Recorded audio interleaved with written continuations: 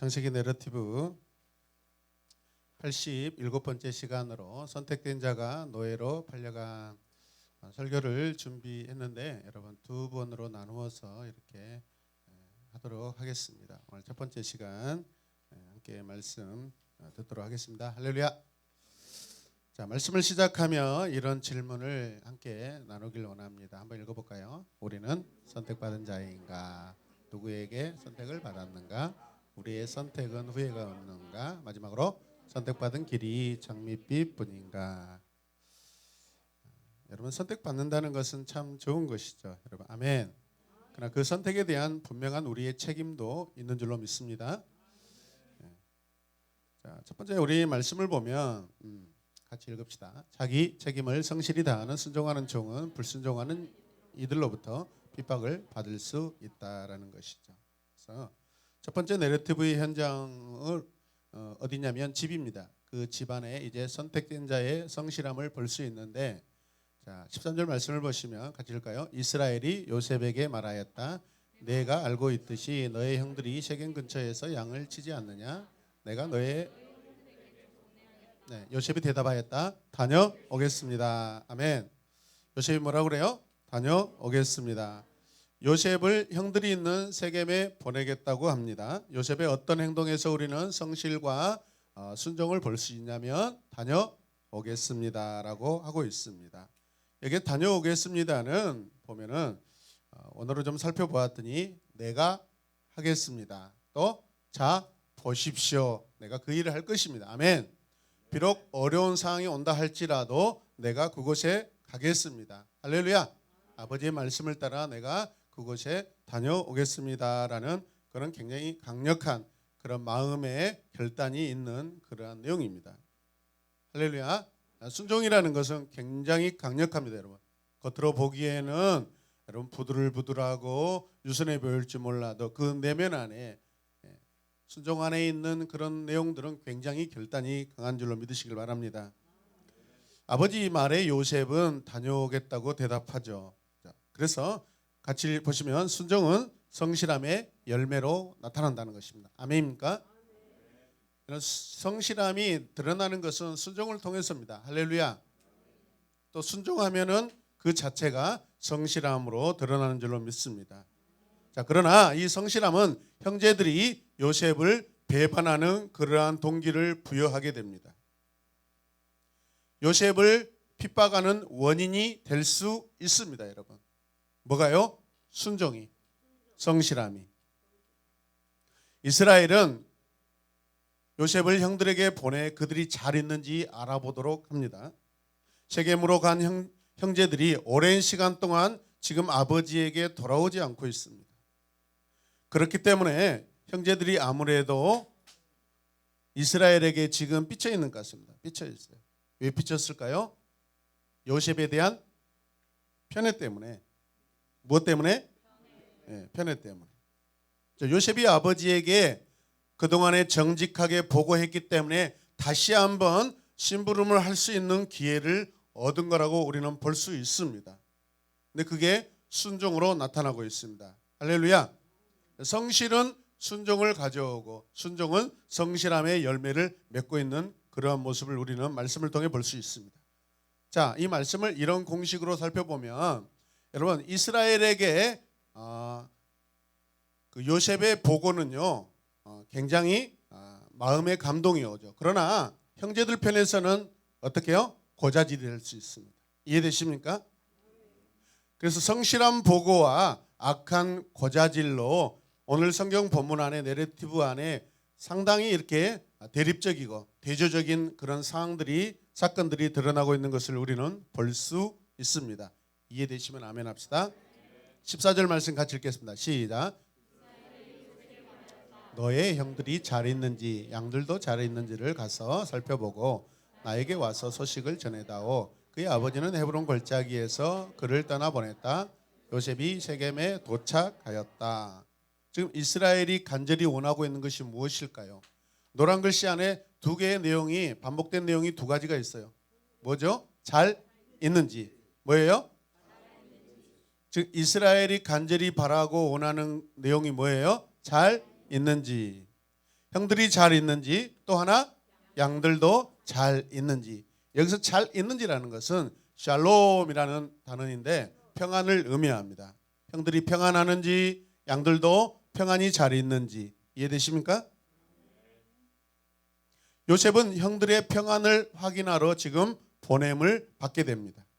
형들은 그동안 그를 너무 미워해서 그에게 단 한마디도 평화롭게 애착이 가게 말하지 않았다라고 지난 시간에 우리는 기억하십니까?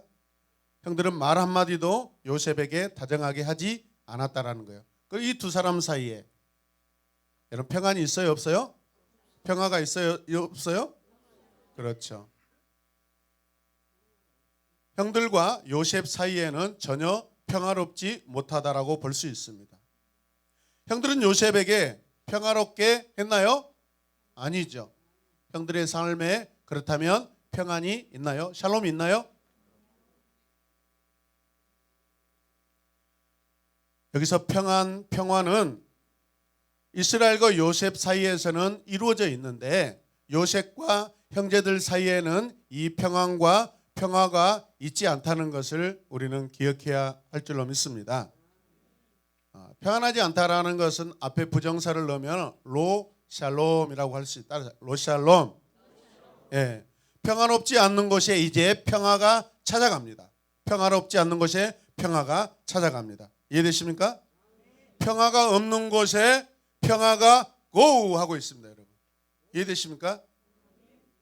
순종은 그 앞에 어떤 일이 일어날지 몰라도 늘 한결같은 요셉의 상표와 같은 것이다 라고 우리가 표현할 수가 있습니다. 여러분 어떤 상표를 가지고 있습니까? 여러분 한 사람 한 사람이 하나님의 작품이고 하나님의 어떤 놀라운 최고의 가치 있는 상품이라고 했을 때 여러분의 상표는 어떻게 알려주고 있습니까? 우리 예수님도 평화가 없는 이곳에 찾아왔습니다. 평화 대신 예수님이 평화 없는 이곳에 찾아오시는 줄로 믿습니다. 창세기 37장에서 아버지 곁에 요셉은 항상 평안과 순종이 가득합니다. 15절 말씀을 보시면 어떤 사람이 보니 요셉이 들에서 헤매고 있었다. 그가 요셉에게 물었다. 어떻게요? 누구를 찾느냐? 오늘 요셉의 행동에 주목해 보시길 바랍니다. 뭐 하고 있어요? 들에서 헤매고 있어요. 왜 헤매고 있을까요, 여러분? 요셉이 형들을 지금 열심히 찾고 있죠. 간절히 찾고 있습니다. 그런데 잘못 찾고 있어요. 왜? 그곳에 형들이 없으니까. 지금 그곳에 형들이 없어요. 분명 아버지 이스라엘은 세겜 근처에 가면 내 형들이 있을 것이다라고 했는데 막상 도착해 보니까 그곳에 형들이 있어요, 없어요? 없어요. 그런데 요셉이 계속해서 찾고 있습니다. 포기하지 않습니다. 성실하게 찾고 있습니다, 여러분. 할렐루야. 16절 말씀을 보시면 요셉이 이렇게 말합니다. 자, 누구를 찾느냐라고 하는 사람의 말을 듣고 어떻게 해요? 형들을 찾습니다. 우리 형들이 어디에서 양을 치고 있는지 나에게 일러 주시겠습니까? 요셉이 뭐라고 고백해요? 형들을 어떻게 관계하고 있어요? 우리 형들이라고 이야기합니다. 형들을 찾습니다. 우리 형들을 찾습니다. 우리 형들이 어디 있는지 가르쳐 주세요.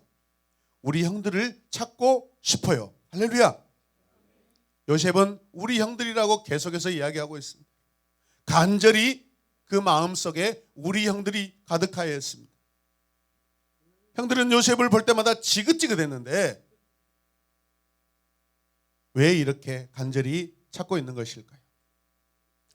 유대인들은 그토록 예수님을 싫어하는데 평화 대신 예수님은 왜 그렇게 그 예수님은 왜 집착스럽게 유대인들을 찾고 또 찾아다니셨나 이거죠. 그 이유가 뭘까요, 여러분? 따라하시죠. 내 백성이고 내 형제들이기 때문이다. 누구 편에서? 아버지 편에서. 하나님 편에서. 아버지 이스라엘 편에서 요셉은 성실하게 순종의 마음을 가지고 또 찾고 있습니다. 할렐루야. 여러분 저를 보세요. 내 아버지의 백성이고 내 아버지의 자녀이기 때문에 찾고 있습니다. 맞습니까?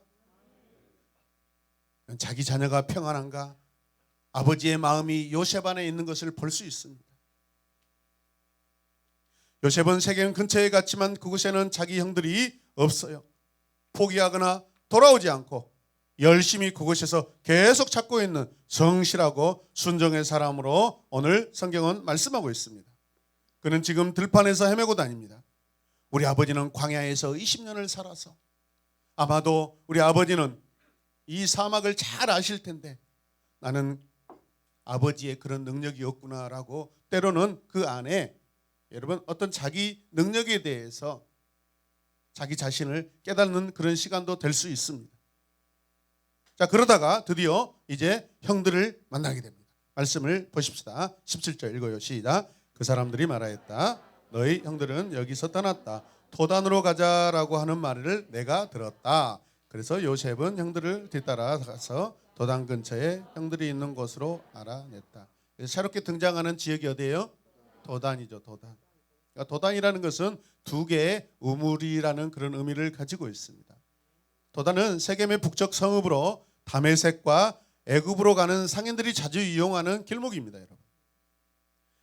이곳에 요셉이 양을 치고 있던 형들을 만나죠.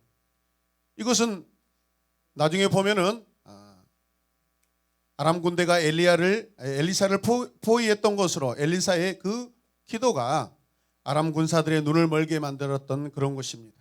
이곳은 우물이 많고 풍족하여서 양치기에 적합하고 밀, 올리브, 그다음에 포도 재배로 유명한 곳입니다. 굉장히 여러분 풍족한 곳이죠. 그런데 형들은 가나안 지역을 벗어나서 지금 이 도단이라는 애굽 가까이 계속해서 내려오고 있습니다. 성경을 보면 하나님의 사람들은 잠시 잠깐 가나안을 떠났다 할지라도 다시 가나안으로 돌아오는 것을 볼 수 있습니다. 그러나 불순종의 자녀들을 보면 계속해서 가나안을 벗어나 애굽으로 자꾸 가까이 더 들어가려고 하는 그런 속성을 가지고 있습니다. 여러분 이런 주인공들의 사람들의 그 심리적인 것들을 여러분 기억하시길 바랍니다. 요셉은 자기 형들을 이제 발견했을 때 그는 자기 아버지로부터 약 20km 정도 떨어진 그곳에 있었습니다. 그럴지라도 요셉은 성실하고 순종하고 열정을 가진 자입니다.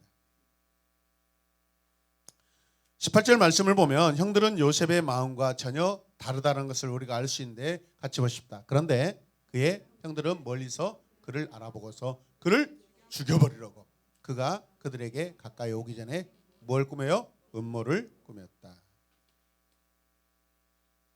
18절에서 28절 안에 이제 배신의 그런 사건들이 일어나서 내러티브가 진행되는데, 자, 음모는 주로 누가 꾸밉니까? 배신자들이 하는 짓거리예요, 여러분. 누가 꾸민다고요? 배신자들이 하는 짓거리예요. 음모를 누가 꾸며요? 배신자들이 하는 짓이에요. 형들 안에 가득한 것은 무엇이에요? 살인과 음모죠, 여러분. 요셉은 지도자로 지금 선택받아 있습니다. 리더로 선택받은 자입니다. 요셉은 아버지 마음속에 통치자로 지금 이미 선택되어 있습니다. 요셉의 꿈이 실현되는 것을 막으려는 형들 안에 뭐가 있어요? 지금 음모가 있어요. 음모라는 것은 교활하다라고 표현할 수도 있습니다. 아주 나쁜 어떤 모략이죠. 요즘 신천지들이 자주 사용하는 단어들이 뭐래요? 모략입니다. 모략. 교활하다는 것은 교묘하고 굉장히 악한 그런 행위들을 말합니다, 여러분. 아주 음모 잘하고 교활이 풍성한 집단이 어디예요?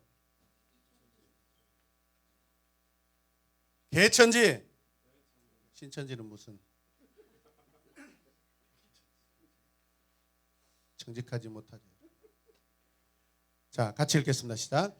축복을 명백히 소유한 사람을 없애려고 계획했기 때문에 훨씬 더 위험한 것이다. 음모는 축복이 절대 될 수 없고 위험합니다, 여러분. 할렐루야. 같이 읽어요. 노란 글씨. 음모는 축복이 될 수 없고 위험하다. 그 위험한 계획이 누구에게 있고 어떤 행동을 가져오는지 보십시오, 여러분. 20절 말씀 같이 읽읍시다. 그들은 서로 마주보면서 말하였다. 야, 저기 꿈꾸는 녀석이 온다. 저 녀석을 죽여서 아무 구덩이나 던져놓고 사나운 들짐승이 잡아먹었다고 하자. 그리고 그 녀석의 꿈이 어떻게 되나 보자라고 하고 있습니다. 그 계획은 그를 죽이고 그를 구덩이에 집어던지고 자신들의 범죄를 숨기려고 지금 거짓말하는 것입니다. 요셉을 죽이려는 계획은 그대로 결국 실행은 되죠. 그런데 그 계획은 마치 그 순간에 장남 루벤에 의해서 잠시 변경이 됩니다. 어떻게 변경되는지 보겠습니다. 자, 21절에서 21절. 자, 루벤이 이 말을 듣고서 그들의 손에서 요셉을 건져내려고 그들에게 이렇게 말하였다. 목숨만은 해치지 말고 피는 흘리지 말자. 여기 들판에 있는 구덩이에 그 아이를 던져 넣기만 하고 그 아이에게 손을 대지는 말자. 장남 루벤은 죽이지 말자고 계획을 바꿔줍니다. 계획을 바꿉니다. 그렇게 하자고 권유합니다. 아마 강권했을 수도 있어요. 루벤이 왜 이렇게 적극적으로 요셉을 구합니까? 왜 그랬을까요? 22절 후반절 말씀 보면 루벤은 요셉을 그들에게서 건져내서 어떻게 해요? 아버지에게 돌려보낼 생각이었다. 이게 루벤의 마음입니다. 그렇다면 왜 루벤은 아버지에게 되돌려 보낼 생각을 했냐 이 말이죠. 루벤의 생각의 계획이 뭘까요? 왜 이렇게 루벤이 착한 척할까요? 나는 더 이상 죄를 지으면 안 돼. 절대 지으면 안 돼. 그래서 요셉을 아버지에게 돌려보낼 생각입니다. 루벤은 전에 있었던 아버지의 첩 비라와에 관련된 이 사건으로 엄청난 큰 실수를 저지르고 여러분 그 장자의 자리에서 결국은 쫓겨났어요. 루벤의 마음속에는 더 이상 죄를 짓고 싶지 않습니다. 이해되시면 아멘. 그래서 그의 말은 형제들의 계획을 바로잡도록 할 만합니다. 루벤 잘했죠, 여러분. 조금 잘했어요. 같이 고백합니다. 루벤 좀 잘했다. 네, 좀 아주 잘한 건 아니에요. 좀 잘했어요. 자, 그는 그들에게 동생을 죽이지 말라고 합니다. 목숨만 해치지 말자. 피는 흘리지 말자. 여기 들판에 있는 구덩이에 그 아이를 던져 넣기만 하고 그 아이에게 손을 대지는 말자라고 하고 있습니다. 이왕이면 구덩이에 던지지도 말고 좀 살려줬으면 얼마나 좋을까요, 여러분? 완전하지 못합니다. 자, 23절과 24절 말씀을 보십시다. 요셉이 형들에게로 오자 그들은 그의 옷 곧 그가 입은 화려한 옷을 벗기고 그를 들여서 구덩이에 던졌다. 그 구덩이는 비어 있고 그 안에는 물이 있어요, 없어요? 없었다. 자, 그래도 동생들이 장남 루벤의 말에 오케이를 합니다. 형들은 요셉에게 아버지가 주신 그 화려한 옷을 벗겨버립니다. 여러분 이 화려한 옷은 어떤 의미였죠? 통치자이고 지도자의 그 의미를 가지고 있습니다. 장남의 그 의미를 상징하고 있는 옷이죠, 여러분. 그 옷을 벗겨버립니다. 마치 이런 것이죠. 지금 죄인들이 왕을 끌어내리고 있습니다. 아담이 에덴 동산에서 하나님을 끌어내고 자기가 왕이 되려고 하는 마치 그런 모습입니다, 여러분. 예수님이 이 땅에 겸손의 왕으로 섬기는 왕으로 오셨을 때 예수님을 그 왕자에서 끌어내리고 여러분 집어 던지는 마치 그 유대인들의 상황과 여러분 별반 다른 것이 없습니다. 상황이 똑같습니다. 그래서 의인이 지금 고난을 겪고 있는 장면입니다. 이해되십니까? 25절 말씀 보겠습니다. 그들이 앉아서 밥을 먹고 있었다. 뭐 하고 있어요? 밥을 먹고 있어요. 동생 그 구덩이에다 집어넣어 놓고 뭐 하고 있어요? 밥 먹고 있어요. 솔직히 밥을 먹고 있다라고 하고 싶진 않아요. 밥을 그냥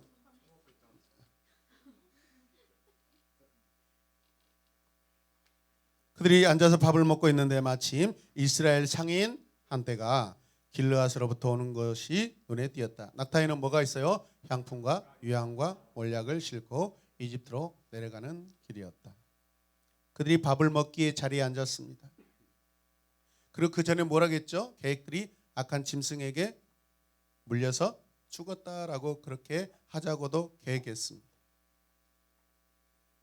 그를 구덩이에 던져버린 다음 그들이 앉아서 음식을 먹고 있는데 마치 이 상황이 어떤 상황이에요? 악한 짐승이 지금 무언가를 먹고 있는 그런 상황이에요. 성경은 의도적으로 이 형들이 악한 짐승으로 지금 계속해서 고발하고 있습니다. 이해되십니까? 형제들이 짐승과 같다는 거예요. 이게 성경이 말하고자 하는 의도예요. 근데 상인들이 가지고 가고 있는 세 가지의 물품이 있어요. 뭐예요? 향품과 유향과 몰약이에요. 이거는 복음서에 가면은 예수님께서 이 땅에 오셨을 때 누가 선물로 가져오신 거예요. 왕의 모든 생애들을 의미하는 것들이에요. 이 말씀은 다음 시간에 깊이 나누도록 하고 오늘은 이렇게 보도록 하겠습니다. 이 향품과 유향과 몰약이 살짝 요셉과 연결되어 있다라는 것을 여러분 약간 암시하고 있어요. 이해되십니까? 무슨 의미인지 아시겠어요? 사랑하는 성도 여러분, 형들이 지금 들판에 앉아 있습니다. 그들은 지금 양치기로서 그동안에 세겜 근처에 있다가 도단까지 왔어요. 그런데 여러분, 예수님께서는 이런 양치기들을 뭐라고 합니까? 사꾼 목자라고 그러고 가짜 양치기라고 말씀하십니다. 아버지의 평화를 가지고 온 이 선택받은 자를 지금 죽이고 있어요. 유대 병정들이 예수님을 채찍질하고 조롱하는 장면과 여러분 똑같다고 볼 수 있어요. 이해되십니까? 26절과 27절 말씀을 읽겠습니다. 시작. 유다가 형들에게 말하였다.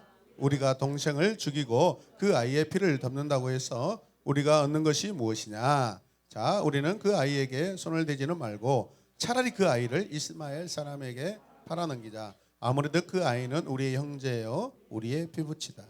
형제들은 유다의 말을 따르기로 하였다. 여기서 어떤 아들이 등장해요? 유다. 형제들은 유다라는 이 유다 덕분에 새로운 계획으로 지금 생각하고 있습니다. 유다의 말은 요셉을 팔아버리자라는 거죠. 우리가 동생을 죽이고 그 아이의 피를 덮는다고 해서 우리가 얻을 것이 무엇이냐라고 반문합니다. 유다의 주장이죠.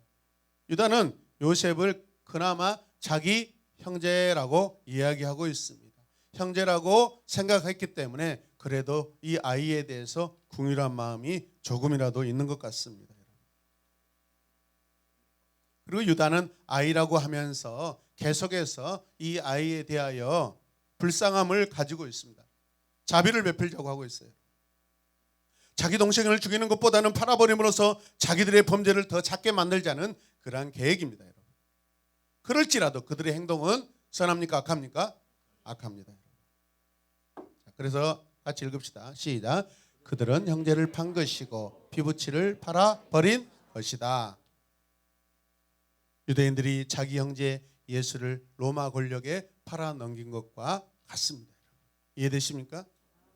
요셉은 자기 형제들에 의해 지금 피눈물 나는 그런 고난을 받고 있어요.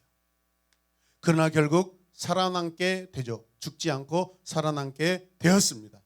할렐루야. 오늘 말씀은 형들의 악함을 고발하고 있습니다. 그들이 모두 범죄에 가담했고 루벤과 유다도 예외는 아니라는 거예요, 여러분. 자, 그래서 우리는 이렇게 생각할 수 있어요. 같이 읽으시다. 크게 시작. 조금 착한 것은 다 착한 것도 아니다. 한 번 더 시작. 조금 착한 것은 다 착한 것도 아니다. 여러분, 행동을 할 때 완전하게 착하셔야 돼요. 다 착하셔야 돼요. 조금 착한 것은 다 착한 것이 아니에요, 여러분.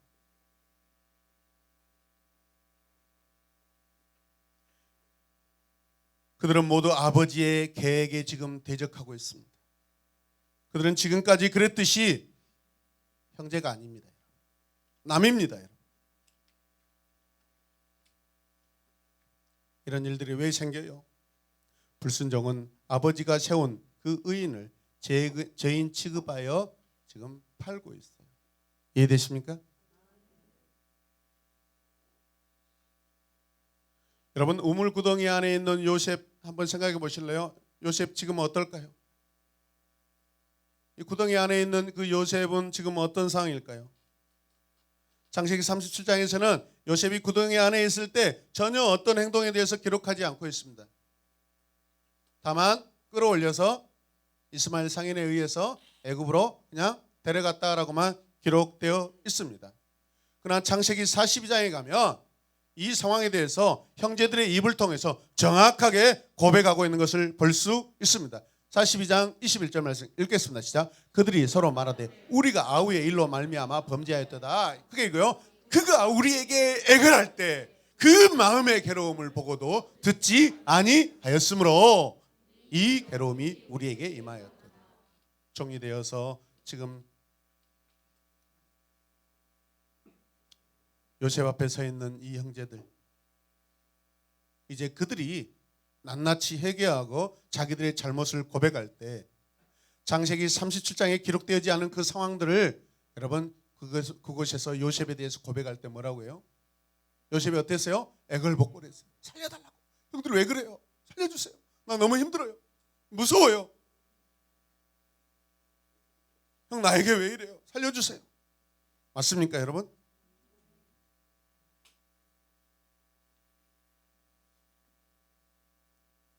당시에 요셉은 우물 구덩이 안에서 고통으로 울고 두려움으로 매달리고 궁유를 구했다라고 42장에서는 형들의 입을 통해서 정확하게 여러분 말씀하고 있습니다. 37장에서 왜 그렇다면 요셉의 모든 행동들이 침묵되어 있나요 여러분? 그 형들의 악함을 강조하기 위함입니다. 선택받은 자를 지금 괴롭게 하고 핍박하고 죽이러 가는 형들의 그 악함을 강조하기 위해서 성경이 의도적으로 침묵하고 있는 것이죠. 이해되십니까?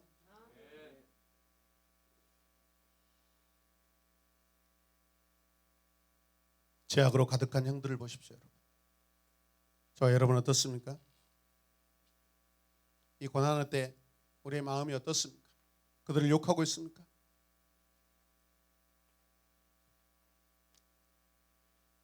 요셉도 사람인데 왜 괴롭고 슬프지 않았겠어요? 요셉이 피눈물에서 궁유를 구했다는 거죠. 우리 모든 성도들 연약함으로 궁유를 구하는 자들에게 여러분 자비를 베푸시길 바랍니다. 형제를 죽음으로 내몰지 마시길 바랍니다. 선택받은 자는 핍박하지 않기를 바랍니다. 평화를 가져오는 자를 외면하지 마시길 바랍니다. 말씀의 결론을 내리고자 합니다. 오늘 이 자리에 앉아있는 하나님의 백성들은 하나님 나라 복음을 전하기 위해 선택받은 하나님의 자녀인 줄로 믿습니다. 우리 한 사람 한 사람은 오늘 어쩌면 우리 요셉과 같이 하나님의 자녀로 부름받은 자입니다. 또 한편으로 우리 어쩌면 형제들과 같이 선택받은 자를 핍박하고 있고 죽이려고 하고 있는 그런 자들이 아닌지 우리 자신을 돌아보시길 바랍니다. 우리 안에 형제들의 악함이 제거되기를 바랍니다. 아버지가 세운 지도자를 끌어내지 않기를 바랍니다. 우리 한 사람 한 영혼들을 아버지가 선택하셨습니다. 하나님 선택하신 자들은 존귀한 자들입니다. 누가 평안을 가진 자입니까? 누가 평안을 가져다 주는 자입니까? 아버지께서 세운 요셉입니다. 요셉은 하나님께서 세운 선택받은 자입니다. 우리 모두는 오늘 요셉과 같이 이 어두운 시대 하나님의 빛 대신 예수 그리스도를 전하는 자로 계속해서 순종하고 성실함으로 세상의 들판 가운데 복음을 들고 열정을 가지고 헤매는 자들이 되길 주님의 이름으로 축복합니다. 믿습니까? 이번 한 주간 받은 말씀을 가지고 들은 말씀을 삶에 적용하며 코로나19로 두려움 가운데 있는 이웃들에게 평안을 전하시길 바랍니다. 그럼 우리 모두가 되기를 주 예수 그리스도의 이름으로 축복합니다. 하나님 감사합니다. 우리 안에 약함이 있습니다. 우리 안에 살인적인 그런 폭력들이 가득합니다. 그러나 하나님 우리는 요셉과 같이 주 예수 그리스도의 흘리신 피로 말미암아 하나님의 자녀이고 하나님의 지도자로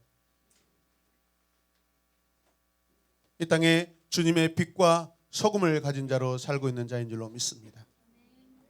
오늘 말씀에 우리 마음을 깊이 생각할 때 우리 안에 항상 순종이 있게 하여 주시고 우리 안에 항상 성실함이 가득하게 하여 주시고 우리 늘 아버지 집에서 아버지와 함께 평안을 누리는 자가 되게 하여 주시옵소서.